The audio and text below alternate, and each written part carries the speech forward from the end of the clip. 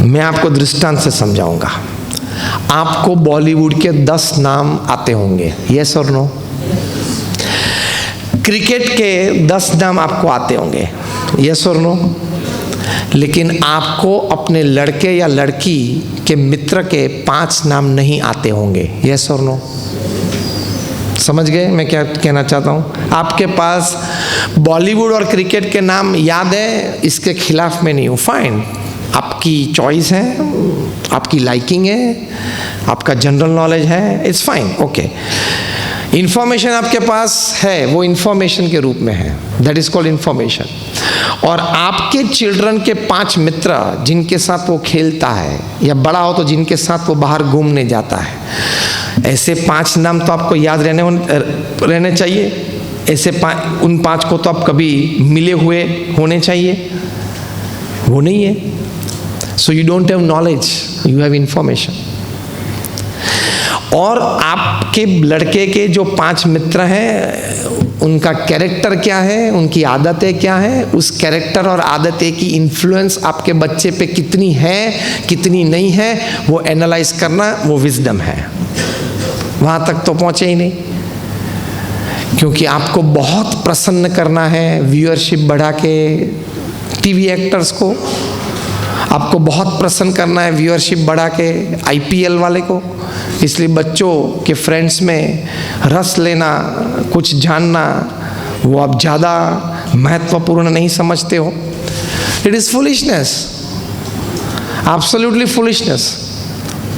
So information should be transformed into knowledge and knowledge should be transformed into wisdom. अगर wisdom थोड़ा भी आए, पृथ्वी पे सभी प्रश्न का सल्यूशन है। 20 साल में पृथ्वी पे से पॉवर्टी जा सकती है, हेल्थ फ्री हो सकता है, एजुकेशन फ्री हो सकता है, सभी के लिए हाउसिंग हो सकता है। इतने रिसोर्सेज भगवान ने ये पृथ्वी पे रखे हैं, लेकिन बीच में हम जो मैनेजर्स हैं वो ठीक तरह से मैनेज नहीं कर रहे हैं। The annual defense budget of the world is $1,500 billion. $1 billion मतलब 7,000 करोड़ रुपये, 7,000 crore multiply by 1,500, 7,000 crore multiply by 1,500, इतना तो एनुअल डिफेंस बजट है पृथ्वी पर।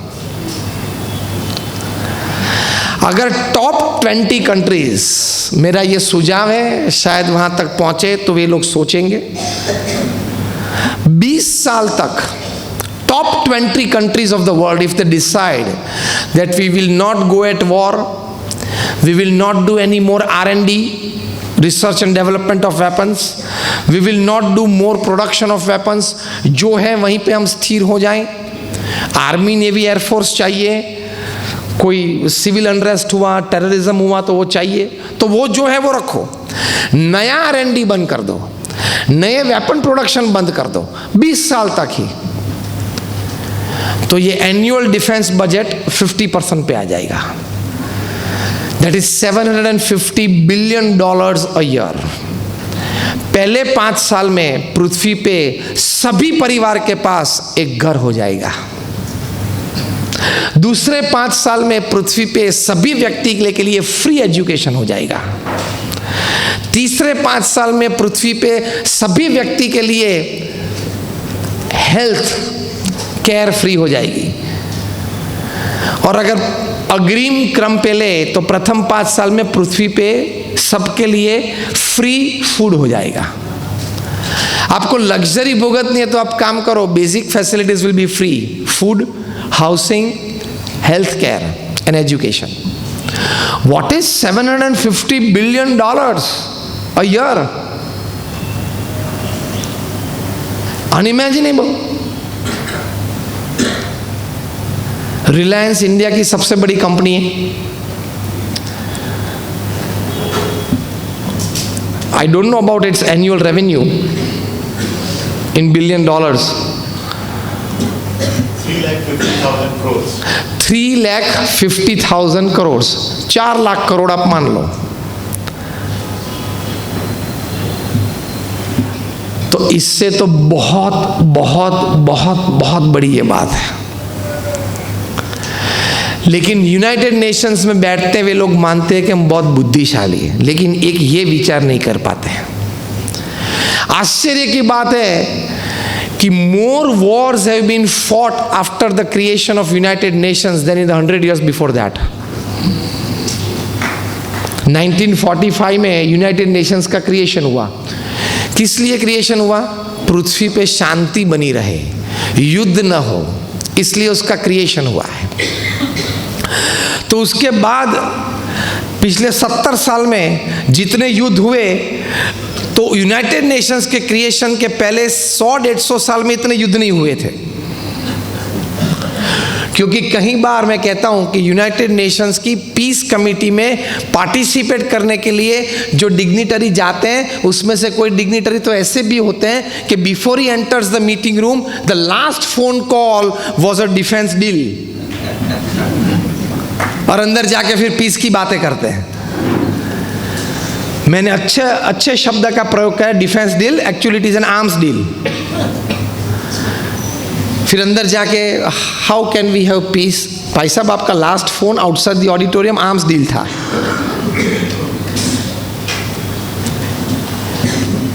तो ये हिपोक्रेसी है।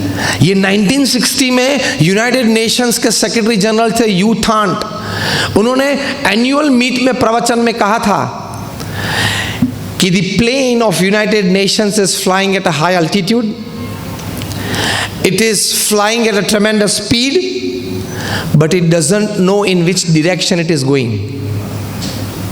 आपके पास स्पीड और अल्टीट्यूड हो, लेकिन दिशा ना हो तो कुछ नहीं हो सकता है। तो ये वास्तविकता है। इस वास्तविकता के बीच हम जीते हैं। हमारा 70-80 साल का जीवन है।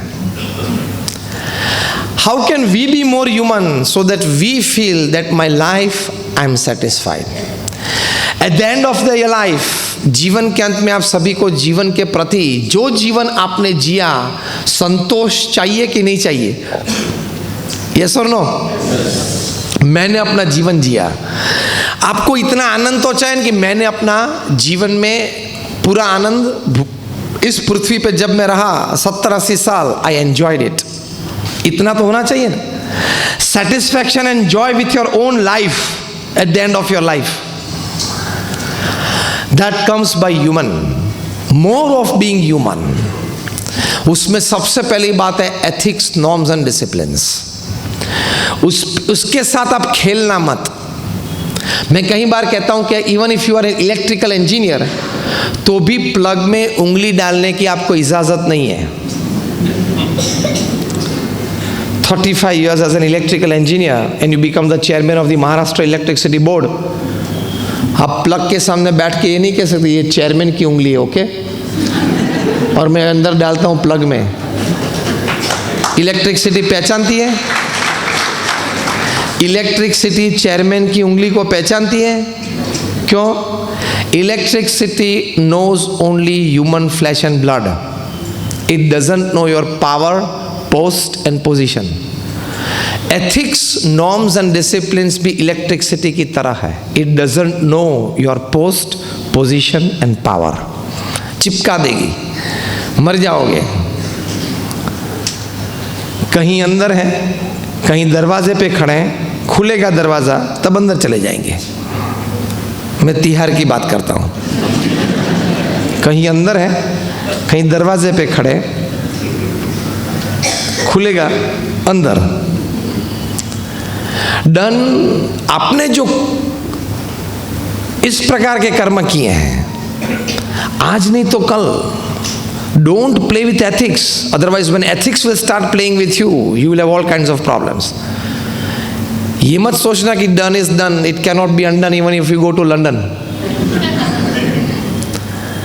Even if you go to London it can be undone. London से भी 2-3 को वापस लाना है।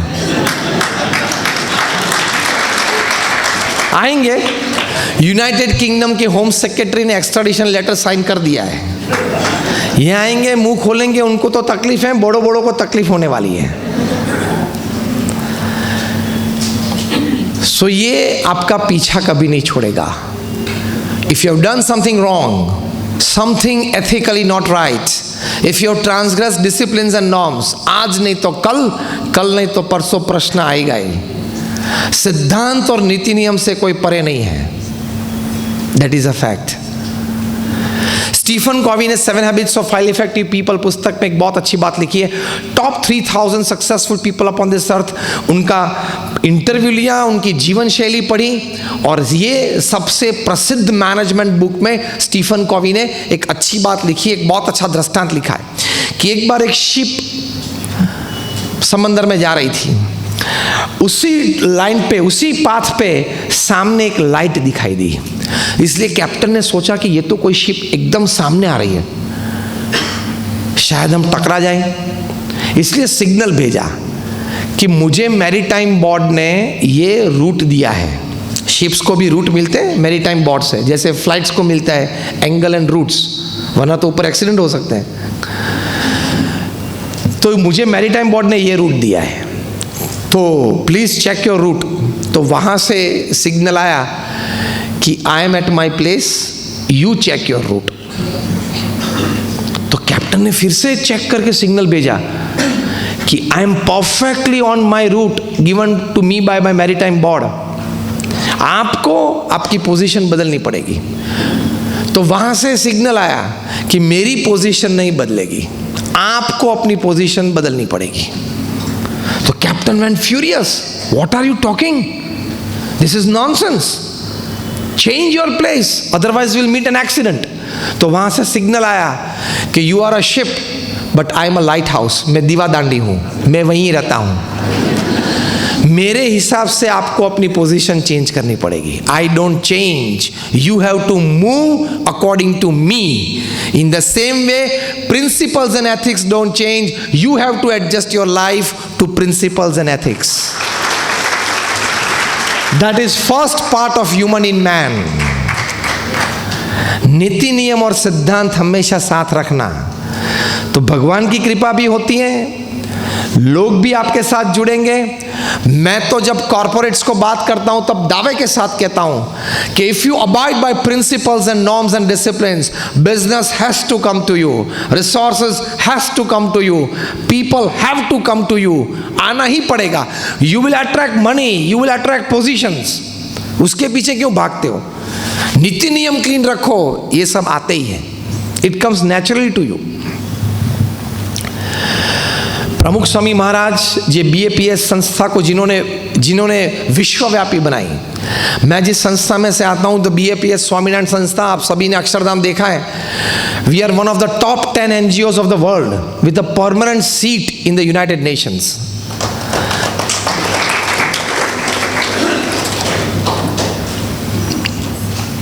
हमारी 162 डिफरेंट काइंड्स ऑफ एक्टिविटीज चलती है, social, environmental, medical, educational, cultural, moral, religious, spiritual activities चलती है। आपने अक्षरधाम एक कैंपस देखा, ऐसे छोटे मोटे कैंपस प्रमुख स्वामी महाराज ने सिंगल हैंडेडली 1300 बनाए, 1300। आपके पास एक ऑफिस और दूसरी ऑफिस सेटअप करनी है तो कैसे सेटअप होती है आप जानते हो, पैसे, जगह, रिसोर्सेज, ये सब। 1300 such campuses in a span of 45 years। ये तो आपने एक अक्षरधाम देखा, और 4 बड़े अक्षरधाम खड़े हो रहे हैं। पहले न्यू जर्सी में अक्षरधाम है, वहाँ जो दिल्ली में अक्षरधाम आपने देखा वो 110 एकड़ पे, अमेरिका का अक्षरधाम 265 एकड़ पे बन रहा है। अभी जब आज मैं आपको बात कर रहा हूँ, इसी दिन, आज के दिन, अभी का समय 4000 से ज़्यादा कारीगर इस पे काम कर रहे हैं। राजस्थान में 26 साइट्स हैं और 2022 अगस्त में हम इनॉग्रेट करेंगे। वो बहुत बड़ा अक्षरधाम भारतीय संस्कृति, tradition, legacy, values, way of living का आदर्श प्रदर्शन वहाँ पे होगा। People will come to know what is Hinduism and Indian culture. दूसरा बनेगा जोहान्सबर्ग, साउथ अफ्रीका में, जहां अभी हमारे प्रगट गुरुवरी महंत स्वामी महाराज थे और वहां सब कार्यक्रम हुआ। तीसरा बड़ा बनेगा, चालू हुआ है सिडनी में, ऑस्ट्रेलिया में। और चौथा, आपने न्यूज़ पढ़ा होगा 3-4 महीने पहले कि अबू धाबी के Sheikh his royal highness Sheikh Zayed ने Dubai Abu Dhabi express highway Sheikh Zayed highway पे 23 एकर्स ऑफ लैंड हमारी संस्था BAPS को गिफ्ट में दी कि आप अक्षरधाम तुल्य ऐसा कैंपस यहां बनाओ ताकि 2 बड़े रिलीजन नजदीक आ सके। समझ गए आप? अबू धाबी में जब अक्षरधाम बनेगा तब 2 बड़े धर्म इस पृथ्वी पे हैं, उसका एक कॉन्ग्रुएंट स्थान वहां पे बनेगा।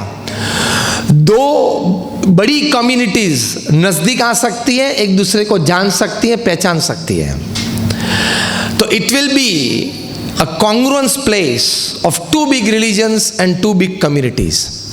और आपको जान के बहुत आनंद होगा कि ये अबू धाबी में जो अक्षरधाम तुल्य कैंपस बनेगा, एक मुस्लिम राजा ने हमें एक हिंदू संप्रदाय को डोनेशन में गिफ्ट में ये जगह दी है। वहां के कायदे और कानून अनुसार एक टर्न की प्रोजेक्ट हमको देना पड़ता है। जो कंपनी को हमने टर्न की प्रोजेक्ट दिया है वो कंपनी के हेड है चाइनीज कम्युनिस्ट, और उस कंपनी ने जो हमारे प्रोजेक्ट के लिए प्रोजेक्ट लीड रखा है, प्रोजेक्ट मैनेजर, वो है कैथोलिक क्रिश्चियन। ये हार्मनी से वहां काम होगा। A Muslim king, a Hindu organization, a communist Chinese company and a Catholic Christian project manager. This is human in man, harmony। तो हम ये बात करते थे कि प्रमुख स्वामी महाराज ने ये संस्था इतनी विश्वव्यापी बनाई। 70 से ज़्यादा हॉस्पिटल्स, हॉस्टल, स्कूल्स और कॉलेजेस बनाई और चैरिटी बेस पे रन की। आपने सायन में शायद प्रमुख स्वामी आए हॉस्पिटल देखी होगी। हमारे जैसे 1100 संतों को उन्होंने दीक्षा दी। इनमें से 750 से भी ज़्यादा graduates, post graduates, chartered accountants, doctors और इंजीनियर्स हैं। उनमें से 150 से भी ज़्यादा बॉर्न अमेरिकन और ब्रिटिश सिटीजन हैं। उनमें से 50 से भी ज़्यादा सन Stanford, Harvard, Carnegie Mellon, Yale ऐसे इंस्टीट्यूट्स में पढ़े हैं। ये तो मैंने आपको इसलिए कहा कि आपको ये नहीं लगना चाहिए कि नहीं जमा होगा इसलिए यहां आ गए। हाँ,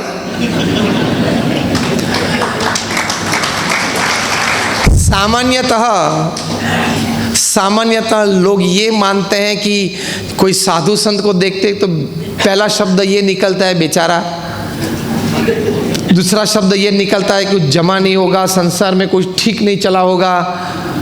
सभी ठीक ही चल रहा था, सभी जमा हुआ ही था।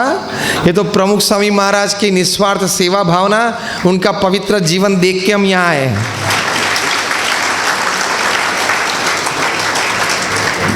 I finished my engineering way back in 1991, 28 years ago। और उस वक्त ये जमाना नहीं था कि हर गली में एक इंजीनियरिंग कॉलेज हो। आज तो हर गली में एक इंजीनियरिंग कॉलेज है। इतनी प्राइवेट इंजीनियरिंग कॉलेज चालू हो गई है, सिर्फ गवर्नमेंट कॉलेजेस थी। तो ऐसा नहीं था कि कुछ जमा नहीं था, कुछ ठीक नहीं था इसलिए यहाँ आ गए।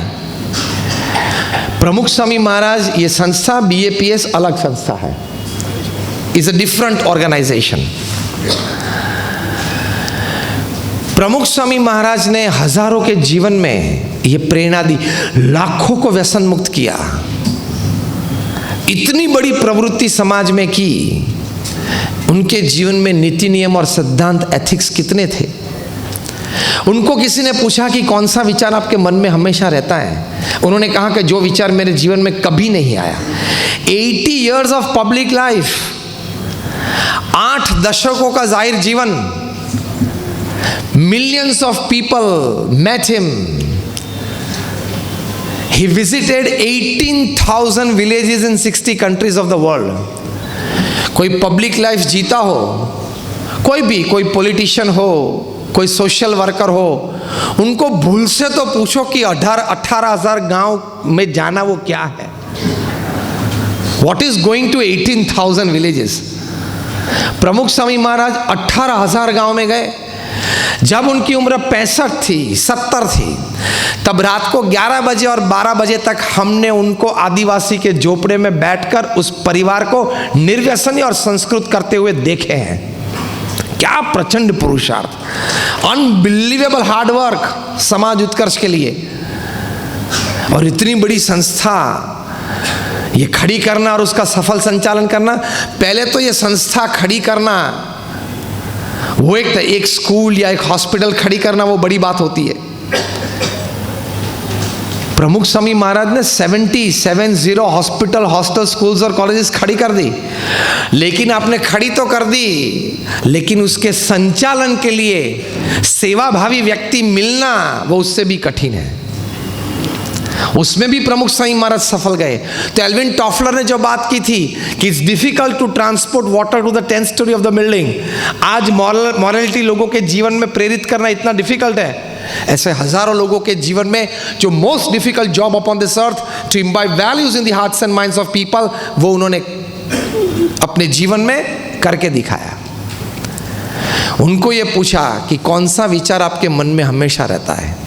उन्होंने कहा कि जो विचार मेरे जीवन में कभी नहीं आया वो मैं बताऊं, and that was more interesting. प्रमुख स्वामी महाराज ने कहा किसी का भी अहित हो ऐसा विचार मुझे जीवन में कभी नहीं आया। He lived his motto, अन्य के सुख में हमारा सुख, अन्य की प्रगति में हमारी प्रगति। इस प्रकार की भावना से रहे। 1987 में गुजरात में अकाल था, पशु मर रहे थे।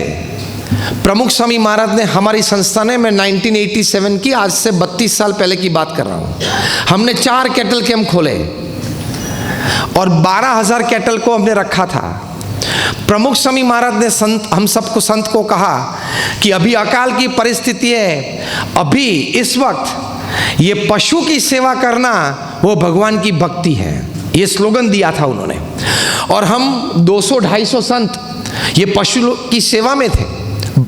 12,000 कैटल, उनके जो शेफर्ड्स आते थे, जो फार्मर्स आते थे, प्रमुख स्वामी महाराज ने कहा कि उनके लिए साक्षरता अभियान आप करें, उनको लिखना पढ़ना आप सिखाए। तो पैरेलल ये एक्टिविटी चलती थी, उनको निर्व्यसन नहीं करना। 12,000 कैटल का कैटल कैंप चलाना, डोनेशन चैरिटी बेस पे। प्रमुख स्वामी महाराज यहाँ मुंबई में थे। कोई एक धनाढ़ व्यक्ति श्रीमंत 1 लाख रुपए का चेक लेके प्रमुख स्वामी महाराज को कैटल कैंप के लिए डोनेशन देने के लिए आए। उनका प्रेम का स्वीकार किया प्रमुख स्वामी महाराज ने और उनको फिर कहा कि हमारे मन में एक बात है, मैं आपको कहूँ। वो श्रेष्ठी ने कहा कि स्वामी जी प्रेम से। प्रमुख स्वामी महाराज ने कहा कि 2 दिन पहले, ये सुनने लायक बात है, हाँ। प्रमुख स्वामी महाराज ने कहा कि 2 दिन पहले मुझे भावनगर से एक पत्र मिला है। एक छोटा टाउन है गुजरात में, भावनगर, उसके डिस्ट्रिक्ट जोन में गढ़ड़ा एक छोटा सा गांव है। वहाँ 4-5 जैन श्रेष्ठियों ने साथ मिलके कैटल कैंप खोला है। उनके पास 300-400 पशु है, क्योंकि अकाल की परिस्थिति थी। पत्र में उन्होंने ये लिखा है कि अभी हमारे पास व्यवस्था थोड़ी कम है, तो अब शायद हमको कुछ मदद कर सको, पैसे की या घास की, फॉडर। तो प्रमुख स्वामी महाराज ने ये कह के इस श्रेष्ठी को बताया कि मैं ये चाहता हूं कि अगर आप ये 1 लाख का चेक उनको ट्रांसफर कर दे तो उनको अभी ज्यादा जरूरत है। क्या भावना से काम किया है प्रमुख स्वामी महाराज ने, किस प्रकार के विचार के साथ समाज में प्रमुख स्वामी महाराज रहे हैं। वे श्रेष्ठी तो आश्चर्यचकित रह गए कि स्वामी जी ये 1 लाख का डोनेशन मैं आपको देने के लिए आया हूं, आपके कैटल कैंप के लिए। आपकी प्रवृत्ति मैंने जानी है और आप पे मुझे विश्वास है। प्रमुख स्वामी महाराज ने कहा कि आपकी बात सही है, लेकिन अभी उनको जरूरत है और मदद का लेटर लिखा है, तो मैं चाहूंगा कि आप ये चेक उनको ट्रांसफर कर दें। रकम कितनी थी? 1 लाख रुपीस। आज भी वो बड़ी रकम है। इमेजिन 32 साल पहले का यह प्रसंग है। 32 साल पहले 1 lakh rupees, and that too by cheque. कोई सामान्य, ये नॉट अ ऑर्डिनरी सम। वे श्रेष्ठी ने कहा कि स्वामी ठीक है आप कहते हो, लेकिन मैं उन लोगों को जानता नहीं हूं, मुझे कैसे विश्वास रहेगा कि वे लोग ये रकम का ठीक उपयोग करेंगे। प्रमुख स्वामी महाराज ने अपनी क्रेडिट का उपयोग किया। उन्होंने कहा कि आप मुझे जानते हो? तो क्या? हाँ स्वामी, आपको तो पहचानता हूँ। स्वामी ने बोला तो ठीक, मैं कहता हूं कि वे लोग अच्छे हैं, मैं उनको जानता हूं, ये आप वहां दे दो। 32 साल पहले 1 लाख रुपए का चेक का डोनेशन प्रमुख स्वामी महाराज को ये संस्था में जब जरूरत थी तभी ट्रांसफर करवाया था दूसरी संस्था को।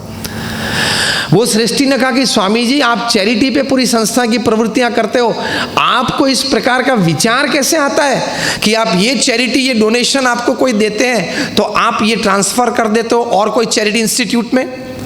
प्रमुख स्वामी महाराज ने कहा कि भगवान ये विचार देते हैं, लेकिन अभी समाज में, पूरे राज्य में, पूरे गुजरात राज्य में अकाल की परिस्थिति है। यहाँ जो भी कोई अच्छा कार्य करते हैं इस अकाल में, पशु के लिए या गरीबों के लिए, उन सभी को हम साथ रहकर कंधे से कंधा मिलाकर मदद एक दूसरे को करना, वो हमारी मॉरल रिस्पॉन्सिबिलिटी है।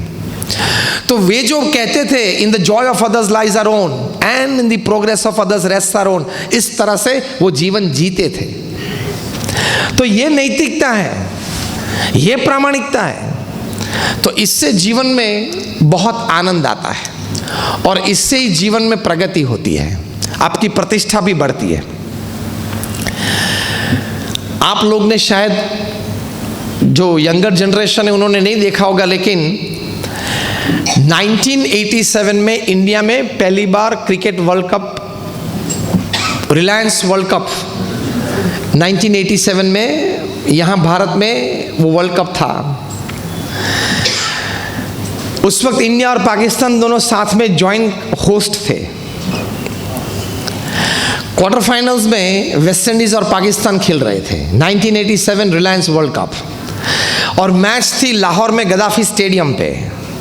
एंड जावेद मियांदाद बैटिंग कर रहे थे पाकिस्तान की ओर से। पाकिस्तान के बहुत बड़े स्टार बैट्समैन थे, और उस वक्त ऐसा माना जाता था कि जब जावेद मियांदाद और ज़हीर अब्बास दोनों क्रीज पे हो, पाकिस्तान की जीत निश्चित होती थी। इतने बड़े स्टार बैट्समैन दोनों थे। ज़हीर अब्बास ने काउंटी क्रिकेट में इंग्लैंड में 100 से ज़्यादा सदी की हैं, which is a world record. तो ये दोनों स्टार बैट्समैन थे। जावेद मियांदाद क्रीज पे थे। जावेद मियांदाद 6 वर्ल्ड कप खेले हैं। He has played 6 cricket world cups, मतलब बहुत लंबी उनकी कारकिर्दी रही। क्रिटिकल स्टेज पे ये मैच थी, ये तरफ भी टिल्ट हो सकती थी, उस तरफ भी टिल्ट हो सकती थी। और वेस्ट इंडीज तो वैसे भी बहुत पावरफुल टीम थी। 1975 का वर्ल्ड कप जीत